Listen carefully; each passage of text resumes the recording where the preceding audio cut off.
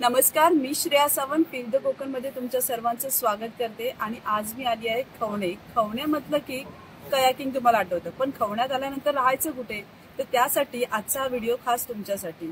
तर मी आली आहे ब्लू लगून या रिसॉर्ट मध्ये राहायला। तर या रिसॉर्ट मध्ये कसं यायचं आणि या ठिकाणी काय काय मिळणार आणि यांचा रूमचा व्ह्यू कसा आहे, हे सर्व डिटेल्स तुम्हाला या व्हिडिओ मध्ये पाहायला मिळतील। चला तर मग व्हिडिओ संपूर्ण पहा आणि व्हिडिओच्या लास्टला मी तुम्हाला एक छोटीशी टिप्स सुद्धा देणार आहे।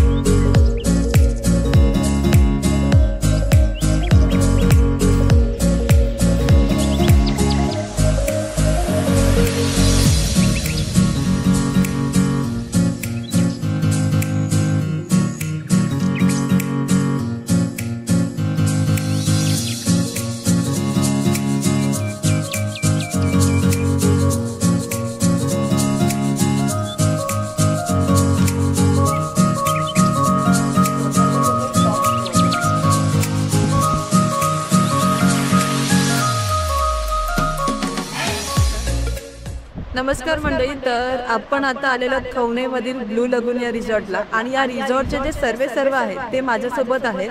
तर आता ते आपला परिचय करून देतील आपल्या सबस्क्रायबरना। तर नमस्कार, आपला परिचय। नमस्कार, मी डॉक्टर अजित खालतोर। मी बिझनेस मॅनेजमेंटमध्ये पोस्ट ग्रॅज्युएशन केलेलं आहे आणि त्याप्रमाणे PhD केलेली आहे।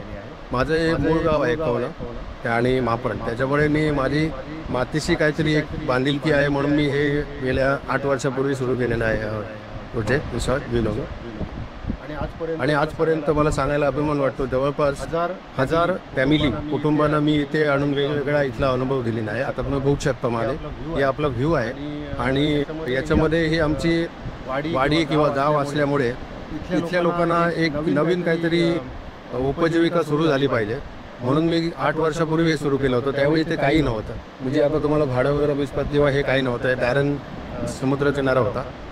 पण मी ते माझ्या स्वतःच्या आपुलकीने किंवा आवडीमुळे मी हे तयार केलेलं आहे। आणि आता कसं तुम्हाला म्हटलं तसं महाराष्ट्रातून नाही तर इतर राज्यातून पण पर्यटक आमच्याकडे येतात, त्याचप्रमाणे माझ्याकडे फॉरेनर पण येतात, रशियन पण इथे आलेले आहे आणि त्यांना एक काम वाटतं, शांत वाटते इथे आल्यानंतर। आणि हा प्रायव्हेट बीच आहे, समुद्र किनारा आहे, त्यामुळे इथे कुठल्याही पद्धतीत कारण क्लीन आहे, त्यामुळे इथे कुठल्याही पद्धतीचं तुम्हाला पोल्युशन किंवा हे पोल्युशन फ्री एरिया।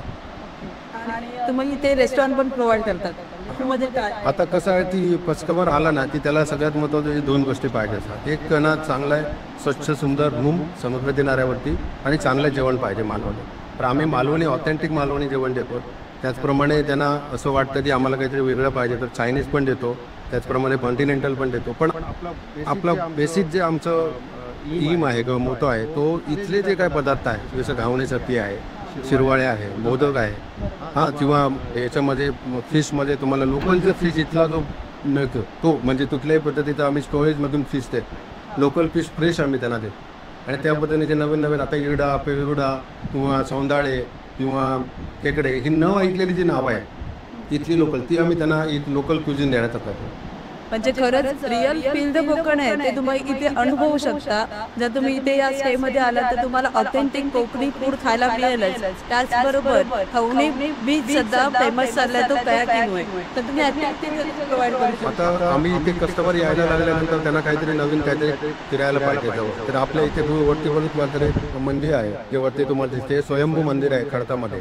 तर ते गेल्या जवळपास 300 वर्षाचा त्याचा हिस्ट्री आहे। तर खडकामधलं मंदिर आहे ते मुद्दाम बघतात जाऊ। इकडे खवणेश्वराचं मंदिर आहे, ओके, जे जैन धर्मीयांचं जे आहे श्रद्धास्थान त्या पद्धतीने त्याची मूर्ती आहे। आणि असं सांगितलं जातं की त्यावेळी इकडे गुजरातमधून साऊथमध्ये जो व्यापार चालायचा, पण त्यावेळी इथे ती मूर्ती या समुद्रामध्ये पडली आणि ती समुद्रामध्ये जवळपास 300-400 वर्ष मूर्ती होती। ती येणाऱ्याला आपल्याला इथल्या मच्छीमाराला सापडली आणि त्याने ते बांधलेलं आहे। त्यामुळे ठाकूर आणि जे इथले गावचे लोक आहेत त्या सगळ्यांचं ते दैवत आहे, ते पण तुम्ही बघू शकता जो आहे. त्याच्यानंतर तुम्ही आता म्हटलं त्याप्रमाणे कायाकिंगचे बोट बघा इथे तुम्हाला चालू हां. तर हे कायाकिंग आपण सुरू केलेलं आहे की लोकांना इथे काहीमध्ये सगळं वाटलं पाहिजे. आणि लोकल जे आपले मच्छीमार बांधव आहेत, खूप बांधव तर त्यांना या कायाकिंगमुळे एक उपजीविकेचं साधन तयार झालं बाहेर कुठे आतमध्ये तुम्ही गेलं तर तांदळवन जो आहे तो तांदळवनाचा भाग तुम्हाला आतमध्ये बघायला मिळतो. हा तांदळवन म्हणजे नैसर्गिक जी अंडी घालण्याचा स्रोत आहे. कासव आहे किंवा खेकडे आहेत किंवा माशाच्या वेगवेगळ्या प्रजाती आहेत, ते या तांदळवनामध्ये जाऊन आता तिथे अंडी घालतात आणि पावसामध्ये ती समुद्रामध्ये देतो. तर अशा पद्धतीने हे तांदळवनची जी सफारी आहे ती आम्ही याच्यामध्ये कॉम्प्लिमेंट देतो. तर खरंच खूप आपल्याला माहिती पण यांनी दिली. तर आता आपण थोडं रिसॉर्ट फिरूया, यांच्या रूम्स कशा आहेत ते बघूया. चला तर मग रिसॉर्ट असा. कोकणात आल्यानंतर प्रत्येक पर्यटकांचं एक म्हणजे म्हणणं असतं की आमचा जो राहायचा जो व्ह्यू आहे तो आम्हाला सी व्ह्यू पाहिजे असतो. आणि आता आपण हॉटेल बघणार आहोत आणि याचा खरंच व्ह्यू बघूया आधी मी तुम्हाला सांगेन.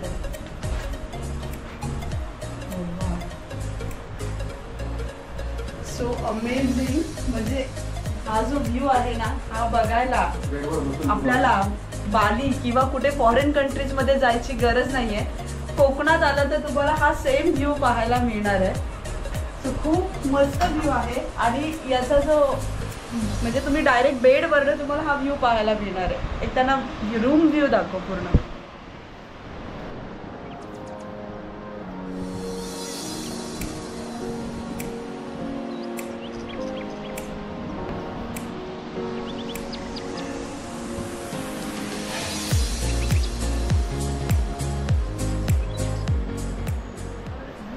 जे रूम आहेत ते खूप मोठे आणि स्पेशियस रूम आहेत. सी व्ह्यू तर आहेच. आत्ता आम्ही आहोत ती सेकंड फ्लोअरला आहोत आणि त्यावरून जो समुद्राचा व्ह्यू आहे तो खूप सुंदर दिसतोय.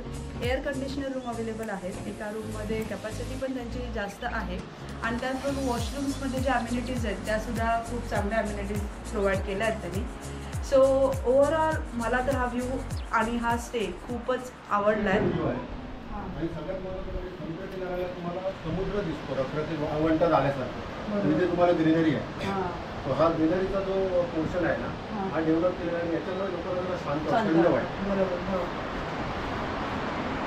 खरं आहे. नुसतं समुद्रावर बसल्यानंतर एक रखरखीत ऊन लागतं दुपारचं. पण ह्यांनी जी समुद्राच्या जवळ ग्रीनरी डेव्हलप करायला साधं काम नाही आहे. खूप वर्षांची मेहनत आहे.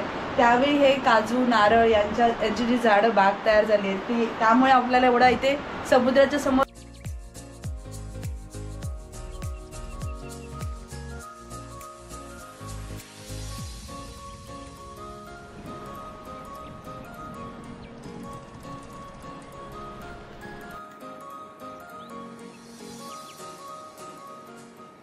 ब्लू लगून रिसॉर्टमध्ये जर तुम्ही राहायला आलात तर तुम्हाला ऍक्टिव्हिटी जर 3-4 दिवस राहिलात तर तुम्हाला कायाकिंग फ्रीज मिळेल. सो हे रिसॉर्ट आहे इथे पाठीमागे आणि आता मी आली आहे इथे कायाकिंग करायला. सो कायाकिंगच्या बोट्स आहेत. संध्याकाळी एवढी गर्दी असते ना की मस्त. पण याच्या पुढे जेव्हा आपण बोटीने जातो तर पुढे आपल्याला एक कांदळवन सफारी मिळते असं ते सांगतात. खूप जणांनी त्याचे रील्स आणि व्हिडिओ तर बघितलेच असते.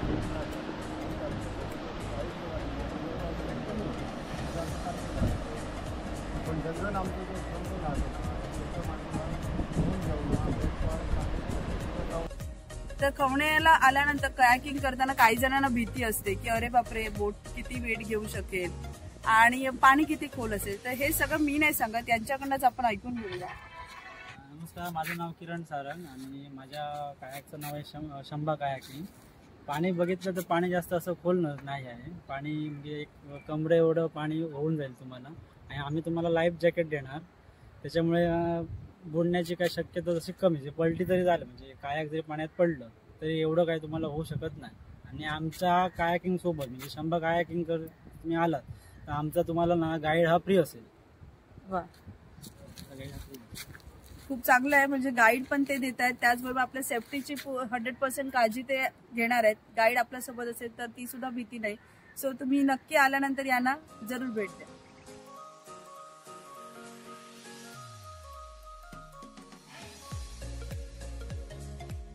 तर लास्ट टाइम तुम्ही माझा निवती लाईट हाऊसचा व्हिडिओ बघितला असेल आणि तुम्हाला क्वेश्चन मार्क होता की इथे जायचं कसं. तर त्यावेळी मी तुम्हाला मालवण देवबाग मधून दाखवलेलं. पण जर तुम्ही खवण्यात आलात आणि तेच लाईट हाऊस तुम्हाला जर पाहायचं असेल तर तुम्ही इकडून सुद्धा ते लाईट हाऊस पाहायला जाऊ शकता. समोरच दिसते, आता थोड्या लाटा किंवा नेचरमध्ये दिसत नाहीयेत, पण या ठिकाणाहून सुद्धा म्हणजे त्यांची तशी अरेंजमेंट सुद्धा आहे. तर तुम्ही एक बोट बुक करून तुम्ही ते लाईट हाऊस पाहायला जाऊ शकता. मग त्यामध्ये बरेच सारे पॉइंट असेल, म्हातारीची चूल असेल आणि असे बरेच सारे पॉइंट आहेत. एक्झॅक्टली तिथे काय आहे आपल्याकडे महत्वाचं म्हणजे हे सेफ किनारा आहे. त्याच्यामुळे इथून आम्ही काय करतो की इथून पर्यटकांना एक 8-10 लोक जर असले तर आपल्याकडे यांत्रिक नौका आहे. यांत्रिक नौकेच्या सहाय्याने आम्ही तिथे घेऊन जातो त्यांना. साधारण 500 ते 600 रुपये पर हेड एवढी कॉस्ट आहे. एक 10 लोक असले तर सायझेबल आरामात जाऊ शकतात. जायला जवळपास इथून 1.5 तास लागतो, यायला 1.5 तास, आणि अर्धा ते 1 तास तिथे संपूर्ण आम्ही फिरवतो तुम्हाला. त्याच्यामुळे तुम्हाला फवारा, नैसर्गिक फवारा येतो बघता येतो, किंवा आतमध्ये गुहा आहेत आणि तिथे स्विफ्ट जो पक्षी आहे त्याची अंडी वगैरे तिथे तुम्हाला हे करतात, जे इथे सिंधुदुर्गात किंवा कुठे सापडत नाही, पण ती तिथे अवेलेबल आहे. आणि प्लस तुम्हाला जेली फिश, वेगवेगळ्या प्रकारचे फिश, आणि आपण त्याला हे म्हणतो कालवं वगैरे, ती मुबलक प्रमाणात तिथे सापडतात. तर ते तुम्ही मुद्दाम इथे आला ना तर ती आम्ही तुमच्यासाठी ऑर्गनाईज करू शकतो. तर बरोबर, ते खरंच म्हणजे कायाकिंग तर तुम्हाला करायला मिळेलच, त्या व्यतिरिक्त तुम्हाला हे एक ऍडव्हेंचर, रिअल ऍडव्हेंचर बघू शकता.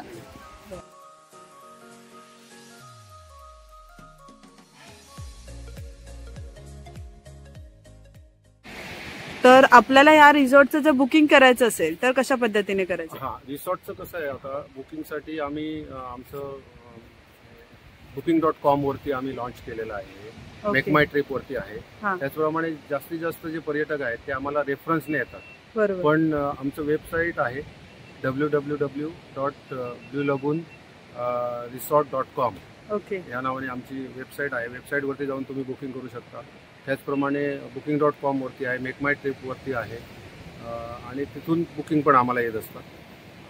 दुसरी गोष्ट, आमचे नंबर्स आहेत सगळ्यांकडे दिलेले, ते नंबर थ्रू होते. त्याच्यानंतर आमचं प्रेझेंट जो आहे तो व्हॉट्सअपवरती आहे, इंस्टाग्रामवरती आहे, तर तिथून तुम्हाला बुकिंग येऊ शकतात.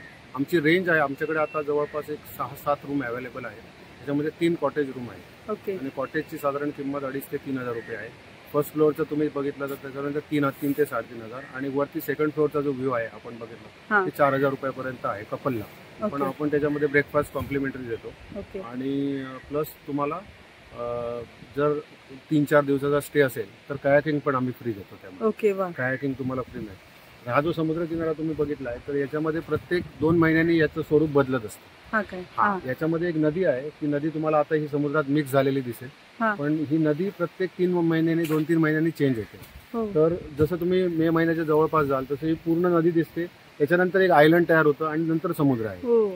त्यामुळे दर सीझन मध्ये इथे लोक येतात. आणि पावसाळ्यामध्ये आमचं जनरली आम्ही 2-3 महिने बंद ठेवतो, पण ऑक्टोबर, नोव्हेंबर ते साधारण मार्च हा आमचा सीझन आहे. तर हा एकही कॅज्युअलिटी नाही आहे या समुद्र किनारा अजूनही, टचवूड. त्यामुळे हे खवण्याचं स्पेशालिटी आहे. आणि 15 दिवसानंतर आता इथे आपली पालखी येणार आहे, सातेरी आणि सिद्धेश्वर. तर ती पालखी ह्या इथून जाते.